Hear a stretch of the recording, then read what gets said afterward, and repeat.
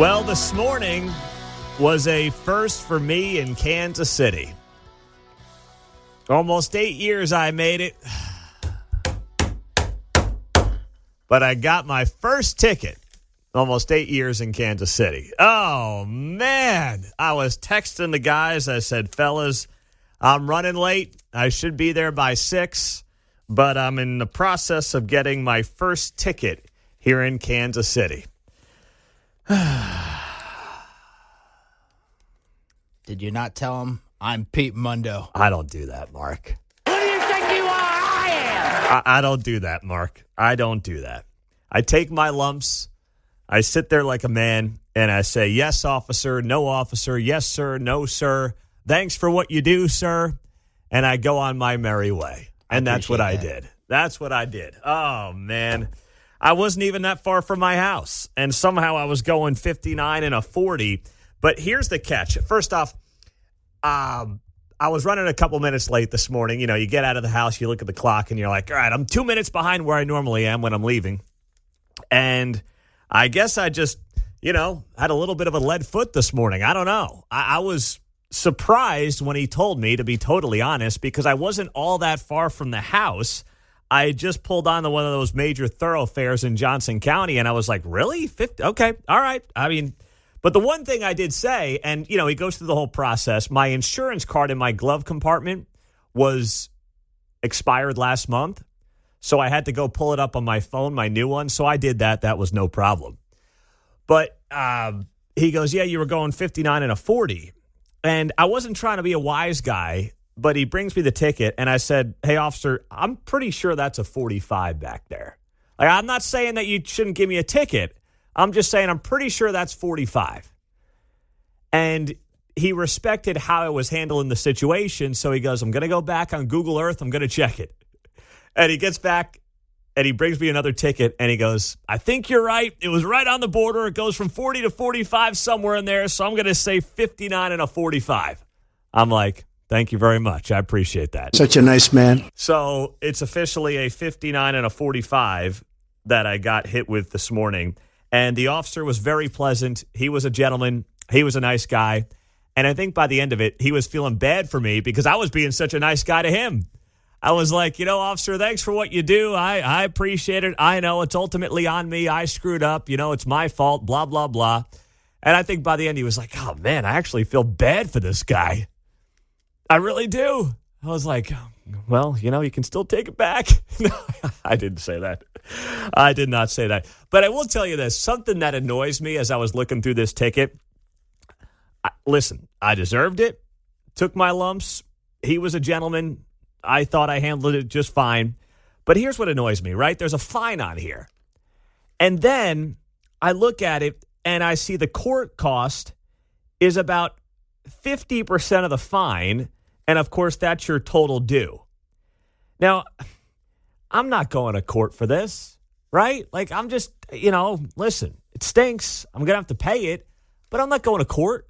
So why is there a court cost if you're not going to court? That's what I'm trying to figure out here. Yeah, if you're going to try to fight it, I understand that. Of course. If I'm taking the court's time to fight it, and if I lose, let's say there's a court cost, I'm willing to accept that.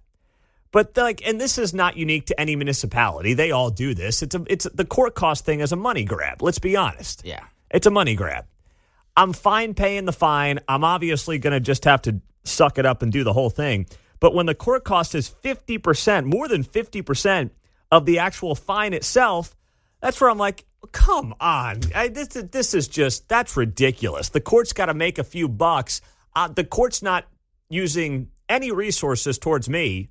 I'm paying them. I'm not taking up any time. And I still got to pay the court cost? Really?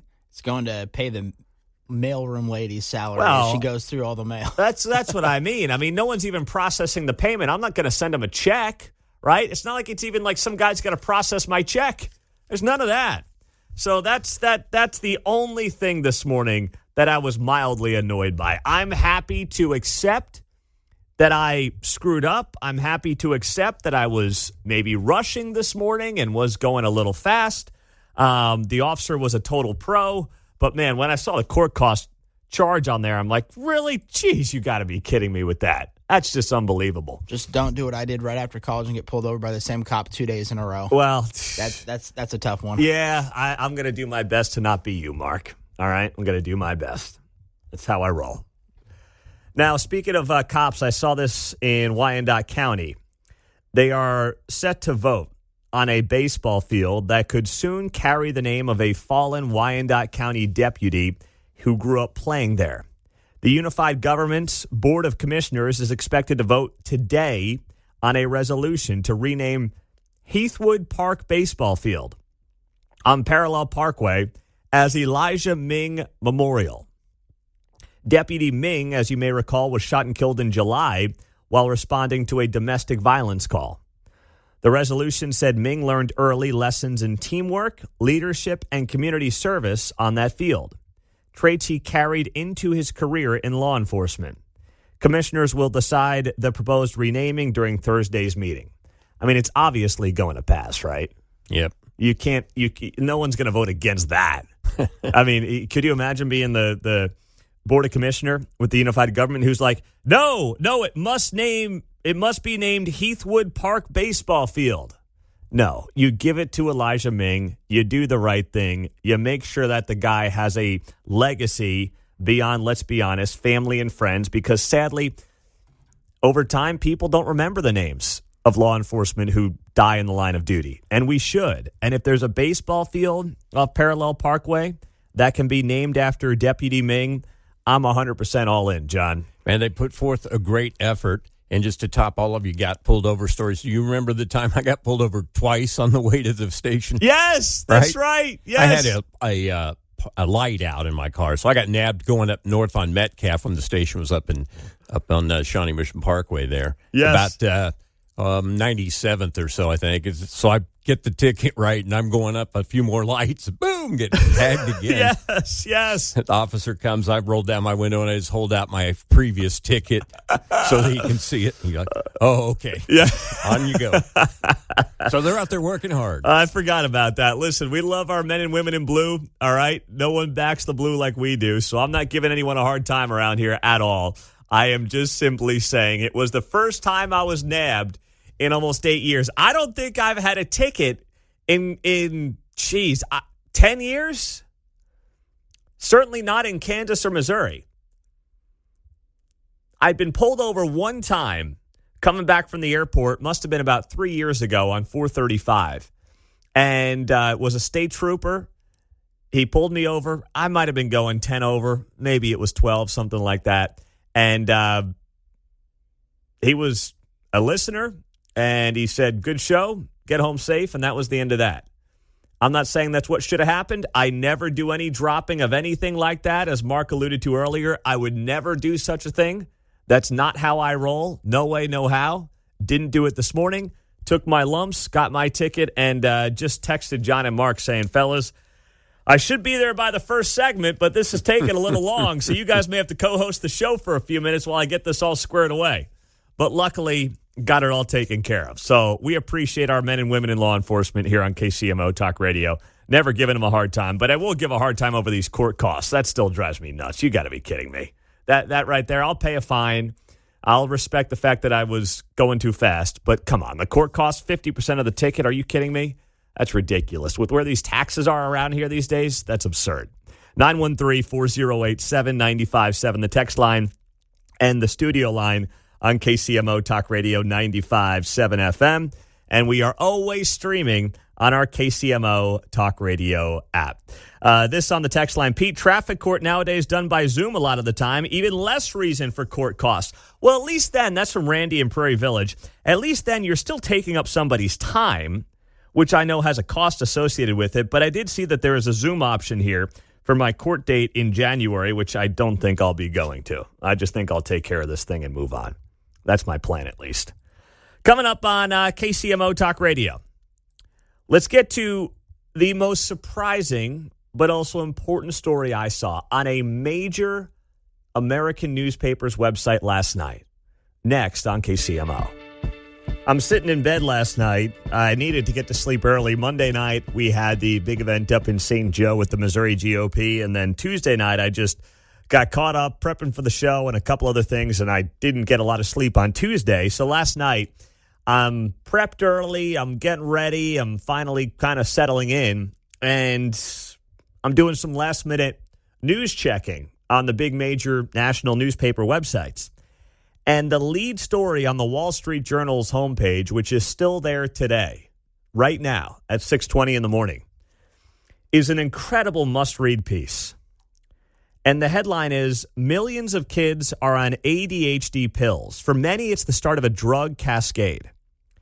Right here, powerful psychotropic drugs are often the next step, even though their combined effects in young children have not been studied closely.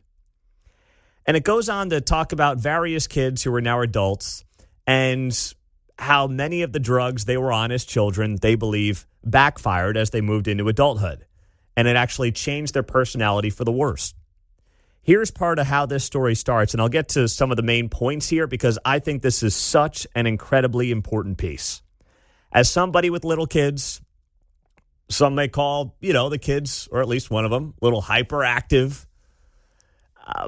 We have not gone down this road. I know how difficult it can be for parents. I'm in no way judging anybody who has gone down this road. I'm just saying I'm glad this conversation is being had and people are actually talking about this stuff. It's not to judge. It's not to say right versus wrong. It's not to say this is a black and white conversation. But like all of medicine, having the conversation matters. It's like COVID. There's no settled science. Science is always evolving. Medicine's always evolving, right? So the story goes on the note, and I know that there are many parents around Kansas City like this as well, starting with this girl, Danielle, who was 7 years old when an administrator at her upscale private girls' school in suburban Philadelphia flagged problems with her academic performance. She was a bubbly, creative kid, but she was easily distracted in class, and her schoolwork was sloppy. The school told her mother that the girl should see a psychiatrist who diagnosed her with ADHD and prescribed a stimulant. Concerned that Danielle might get kicked out if her focus did not improve, her mother broke into tears and agreed. But the pills made the child agitated, moody, and angry. So another doctor put her on Prozac. More pills followed. Over the years, Danielle was always on 2, sometimes 3 or more psychiatric drugs at once. By her late 20s, she had taken 14 different kinds of psychiatric pills. The story goes on to note that about 7 million American children between the ages of 3 to 17 have an ADHD diagnosis. About half of those took ADHD medication, and prescriptions continue to grow. And the fact that you have some of this happening in preschools, that is just beyond disturbing to me.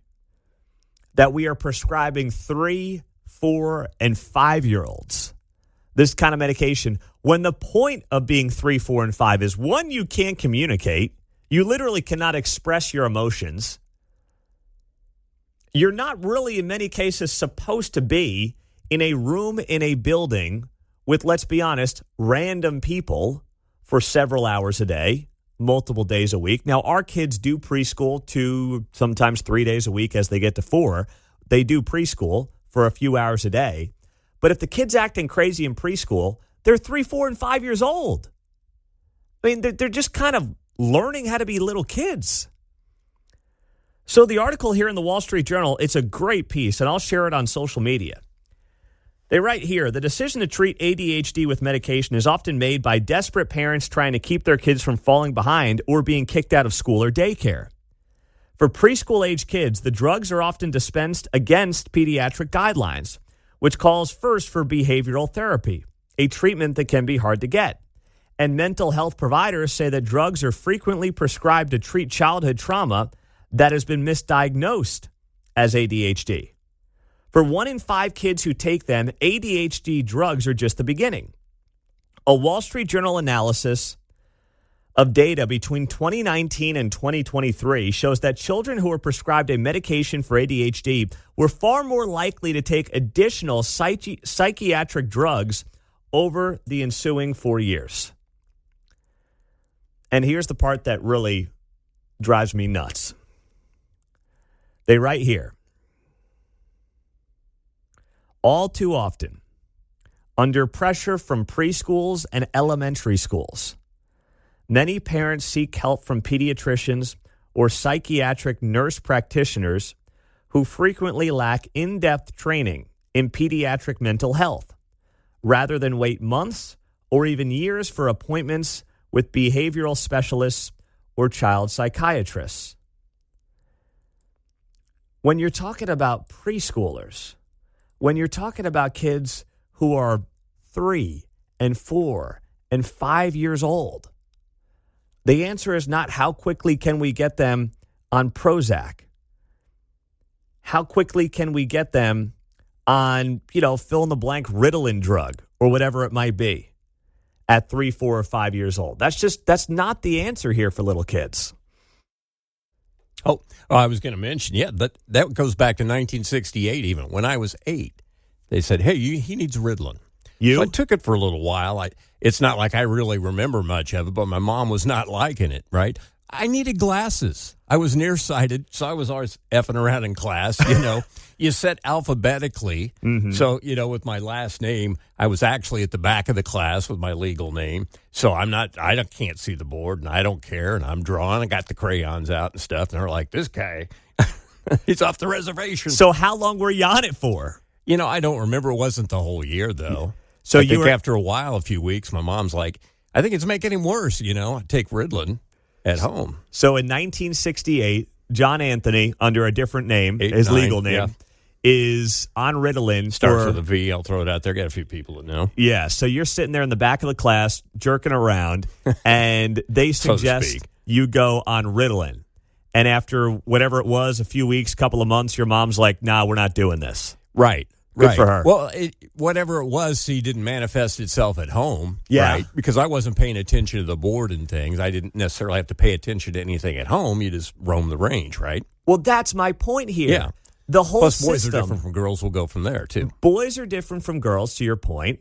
And the school system that we have created over the last 100 plus years is not for everybody. Okay? John will be the first one to tell you that when it comes to academics, you could take it or leave it. Right, John? You did what you had to do, and then you moved on. Yeah, I always did to get by, and they're like, you could work a little harder. I always heard that. Whatever I liked, I worked harder at it. Well, creativity was more of your space, obviously, and that's why you spent 4 decades with a great radio career. You were not the guy that was going to be working your tail off in the classroom, and that's wear jeans. There's no math. Yeah. Yeah. You know what? Because that's how you were made. And the notion that, wow, we have a 3, 4, 5-year-old who can't sit still in a classroom for multiple hours a day. We better drug them up.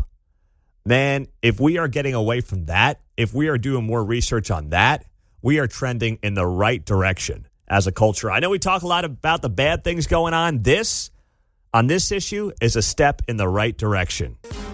All right, so it's a mixed bag. September jobs report has come in, obviously delayed because of the government shutdown. You guys want the good news first or the not so good news first? You tell me. Let's go not so good Not first. so good news. Okay. I didn't think you were going there, but I'm fine with that. The not so good news. Unemployment rate has edged up a hair to 4.4%. Expectations for the unemployment number was 4.3%. This is the highest unemployment rate since October of 2021. The good news, payrolls increased by 119,000 in the month, which blew out the expectations for 50,000. More than doubled that number. Now, of course, these things often get revised over time, but an example, July was revised down to 72,000 new jobs, but only down 7,000 from the prior release, not tens of thousands of jobs. So there's good news and there's maybe not as good news. Now, I would look at the not so good news and say, well, the unemployment rate's up. 2 reasons for that, I believe. People who are out of the labor force are having a harder time finding that new job. But also remember this, as more people get into the workforce and are looking for jobs, they count against the unemployment rate. If you have not been looking for a job for several months, then you fall out of the unemployment rate number. You're no longer considered part of the unemployment percentage because you're not looking for a job. So it could also be that you have more people looking for work, which is a good thing. And a big reason that maybe the jobs numbers have not been as frothy as other years, well, remember, and we talked a lot about this during the last administration, it was not to be hyper-partisan, it was a fact. One of the big gainers in the jobs market was the government. The government was hiring at record rates over the last few years. Now, so far this year, the federal government has lost 97,000 jobs on the calendar year as they try to basically cut some of the fat from the government, which has to happen. It's a no-brainer. And you want to see the private sector boom. Here's what it sounded like this morning. Rick Santelli on CNBC, here's what he had to say. Here we go. This is the September jobs report. Non-farm payrolls are up a robust 119,000. 119,000 would be the best since April when we were up 158,000. In the rearview mirror, well, last month was downgraded from 22,000 to minus 4,000. All right, so that was Rick Santelli on CNBC. Now, they are not going to have an October jobs report, and that has the conspiracy theorists running wild this morning. Do I want an October jobs number? Sure, I think they should figure out a way to get one. But there are two ways the conversation is going this morning. The White House is obviously looking at the optimistic side of this report, which is that the new hires blew out the expectations despite unemployment being up a tick. But on the other side, what you've got going on here is a lot of, oh, he's canceled the October jobs report, the golden age. I thought we were the hottest country in the, oh my, what's the cover up here? Release the files, release the jobs numbers, Epstein, Pedo Island. I mean, it's all the same stuff. They've just kind of cobbled it into one talking point, I guess you would say. And, I think not having an October jobs number is not ideal, but do I think they should figure out a way to get one? I do. I readily admit I do. But at the same time, if you get one in November, a month later, like if the economy is really struggling, and what I think is going on is there's just uncertainty right now. That's the main thing that's happening. It's general uncertainty and people kind of keeping that powder dry. Then you'll know in the November report. I mean, the notion that they're rigging the jobs numbers or something like that to try to maintain the golden age, you can have a decent jobs number and you can have a decent economy when it comes to jobs, but still admit there are affordability issues that still exist out there. Both those things can be true. And I'll say this too, looking at the markets, the futures are up big time. Stocks are rallying. Dow futures now up 400 points. Market's set to open up in 30 minutes. You've got the NASDAQ up 2%, 500 points. And a big reason for that is NVIDIA had a strong number yesterday. They popped 5% in pre-market trading after a stronger than expected earnings number that came out yesterday. So those are the big drivers there. I wasn't going to comment on this because I found it so offensive. I wasn't sure I could keep my cool when I talked about it, but everybody's been talking about it over the last 24 to 36 hours. So I'm like, fine, I'm going to go there because, I hate drumming up controversy. I would never want to do such a thing. I really wouldn't. But did you see these comments that came down a couple of days ago from Michelle Obama, where she said that the U.S. is not ready for a female president? I mean, you run Hillary Clinton and Kamala Harris, and your conclusion is they're not ready for a woman president? That's the conclusion you come to when you run Hillary and Kamala Harris. I mean, really? Really? I mean, geez. Wow. Okay. That's not the conclusion I come to when running those two. Those were two of the most qualified people on the planet. Yeah, right? Exactly right. Exactly right. Oh, my goodness. It's like drafting Jamarcus Russell, having him bomb out at quarterback and being like, we just can't find a quarterback around here with the Raiders. We just can't do it. No, you just drafted the wrong one. You picked the wrong quarterback.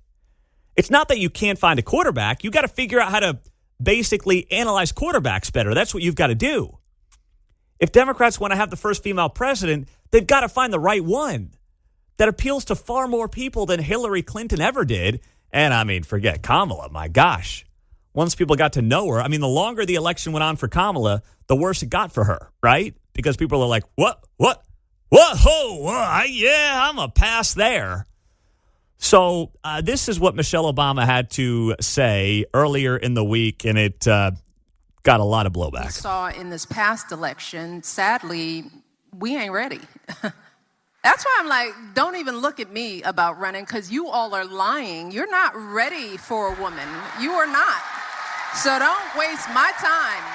You know, we got a lot of growing up to do. And there's still, sadly, a lot of men who do not feel like they can be led by a woman, and we saw it.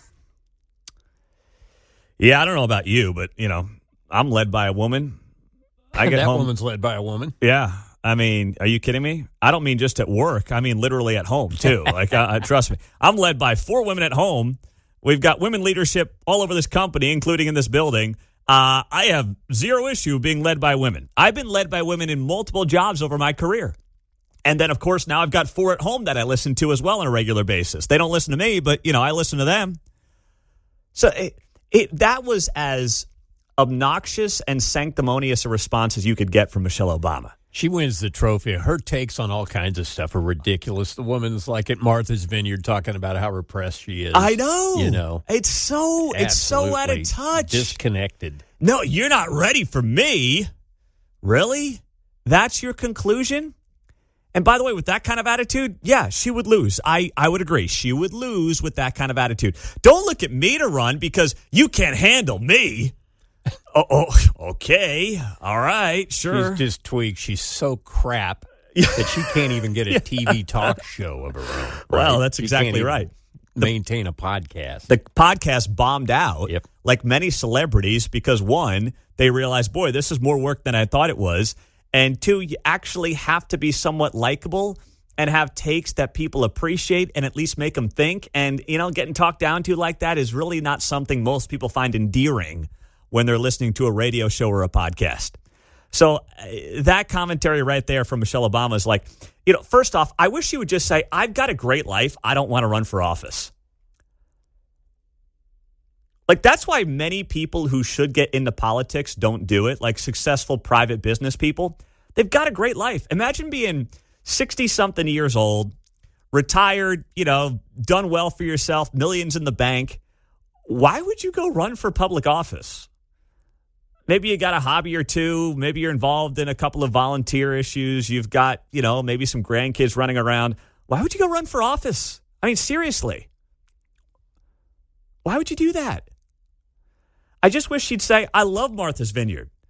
I love my life. I don't want to go run for office. I would respect that. And frankly, I think deep down that's actually the answer. She likes her life, and God bless her, I guess, for that. But instead, it's like, you're not ready for me. You're not ready for a black woman or any woman for that matter. No, her brand is not liking her life. Well, that's the crazy thing about all of this. That's where she's got to balance having a, you know, mansion on the coast of Martha's Vineyard with I'm oppressed. I mean, that's a tough line to walk, but, you know, you got to sell it somehow. She was, married X amount of years and only half of them were happy or something she said one time. Yeah. All this crazy stuff. That's just one of the many things you got to consider said. The source, right? Yeah, exactly.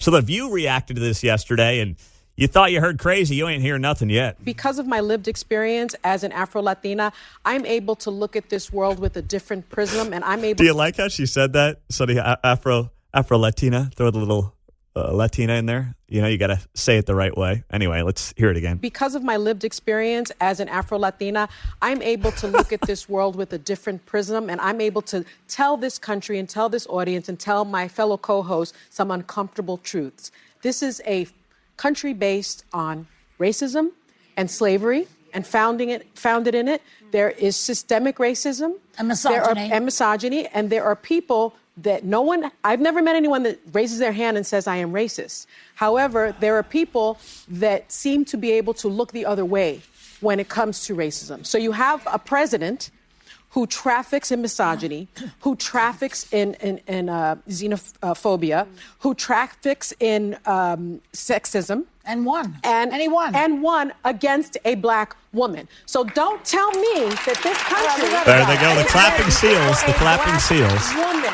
Don't tell me this country is ready also, for let's a face woman. It, Hillary Clinton was one of the most qualified people. But she was Can I finish this? qualified. Let me finish my sentence. Well, I got interrupted. She's qualified. She's more qualified than any man she's run against, in my opinion. Correct. And she lost to a reality talk show host. Now, she lost to a billionaire businessman, but that's beside the point. That's one of the least offensive things that you heard over the last minute of that clip from The View yesterday. That was a doozy and a half. John, you like that, buddy? Let me finish my sentence. I love that. So much chatter in the hen house there. Exactly. You know, I hear this stuff, and this is why they're going to keep losing with these types of candidates. You know, Trump, say what you want. Listen, I voted for him 3 times. He also had the good grace and the luck of running against 2 of the worst candidates in modern American history.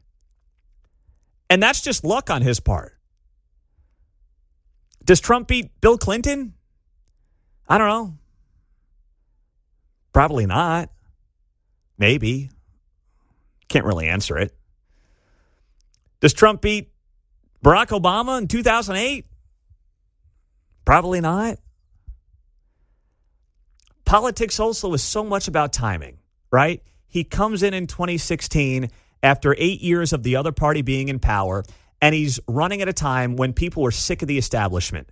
They had dealt with 30 years of Bushes and Clintons, and Jeb got smoked, and Hillary was a Clinton, and there was baggage there, and Trump's the outsider businessman. People were ready for that. In 2024, Kamala Harris has no way to distance herself from the guy who just had the highest inflation in 45 years, and they're like, you know what, we're going back to the other guy. Times were pretty good pre-COVID. So timing is everything, and in politics, a lot of it is just who is your opponent. All you have to do is be better than your opponent, more palatable than your opponent. That's really it. You don't have to be perfect. You got to be better than who you're running against.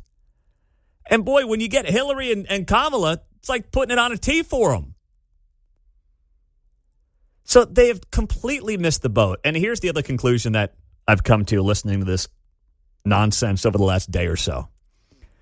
I would be totally fine. I mean, I'm just about finding the best candidate. But if Republicans figure out a way to get the first female elected president, oh my gosh, how great would that be? That would just be pure gold, wouldn't it? Oh man, just put this whole narrative to bed forever. That would be fantastic. All the better if it's President Melania. Yeah. Oh my gosh. That's just too much, man. It really is.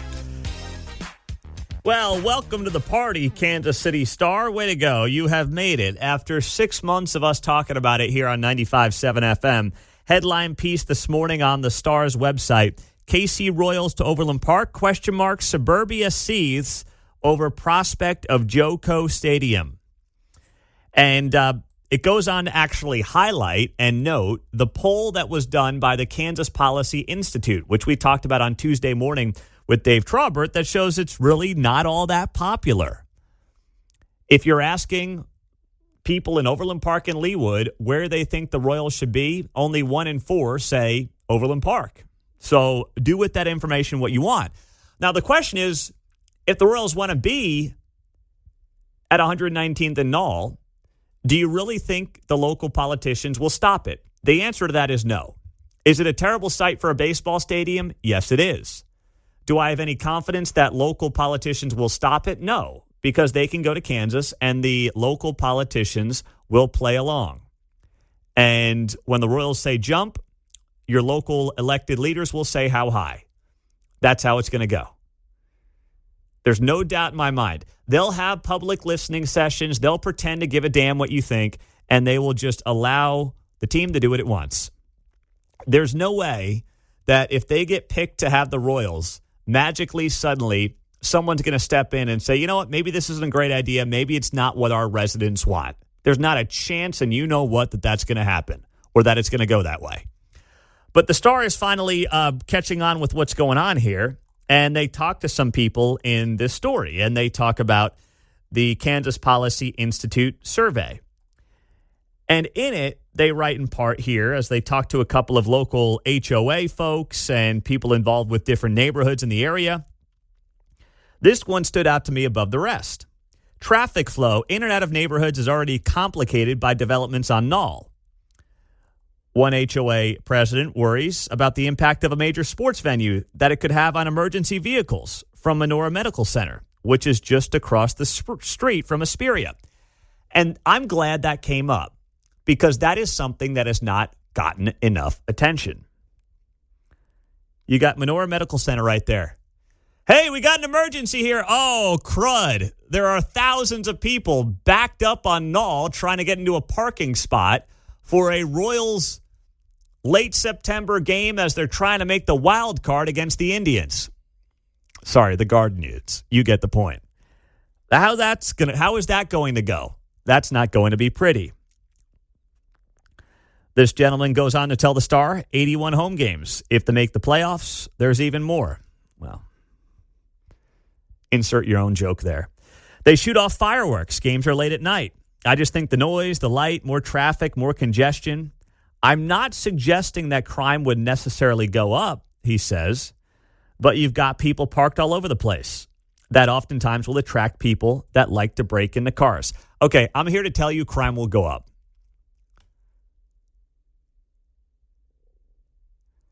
Just because crime is so low right now in that area, it has to go up. The numbers suggest it will go up.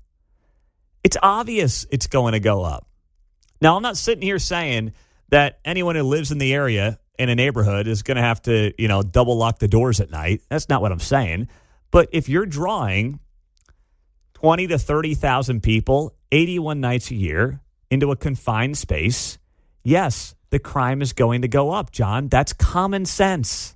Disturbing the peace, public intoxication, all that will clearly increase. It's not like the quick trip down the road there's drawn in that crowd. No way.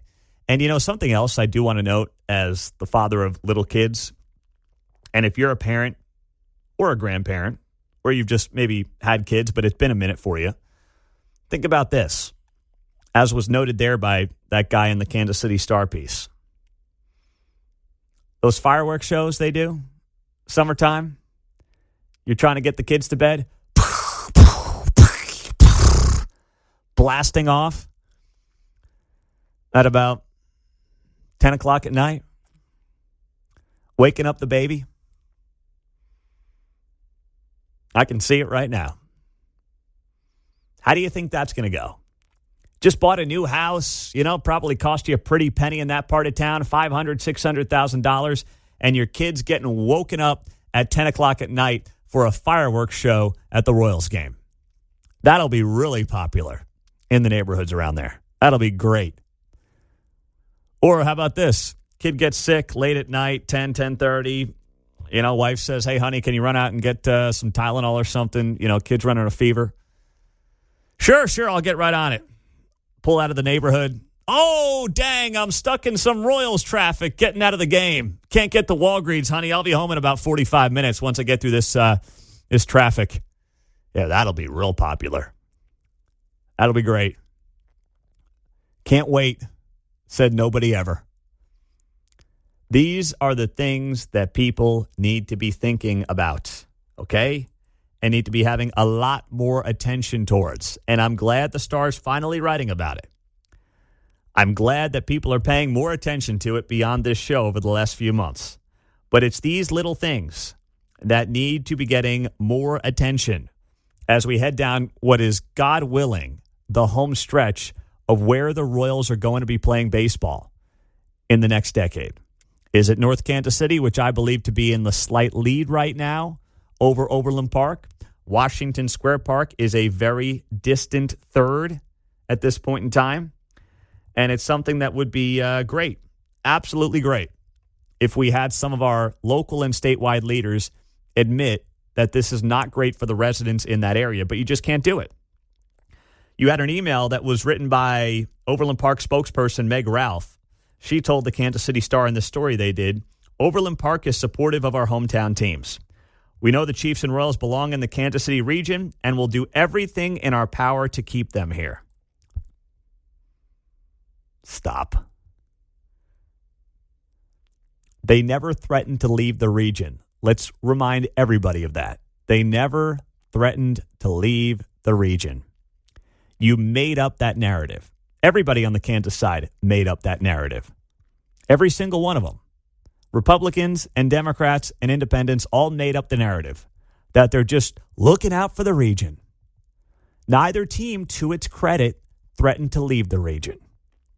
You guys made up that talking point, and now you're going to keep beating that drum thinking that we're going to buy it. And I might have been born at night, but it was not last night. And this is the kind of stuff that just drives me nuts because it's being intellectually dishonest with those of us who have actually been following the story and updating the residents on the story. 913-408-7957. That's the text line and the studio line on a Thursday morning in KCMO Talk Radio 95.7 FM. On the text line, Pete, you darn well know North Kansas City is not the favorite. You just hate the fact that it's coming to your backyard. No, first off, this is not my backyard. Yeah. Okay? Right. Let me be very clear. This is not my backyard. There's a couple of restaurants around there I like that I probably won't go to on a Friday night if there's a baseball game in town. But this is not my backyard. This will have zero impact on me or my life or my kid's life. None of it. On the text line, Pete, think of how much fun the girls are going to have going to 80 ball games a year. No, we're not going to 80 ball games a year. We go to a couple and we go out to the K and we have a great time and we're in and out. All right? No. This is not my backyard and it's not personal for me. I promise it's not. It's about what's in the best interests of the region and the neighborhoods involved and the teams themselves and just everyday fans. And it's not 119th and all, and it never has been.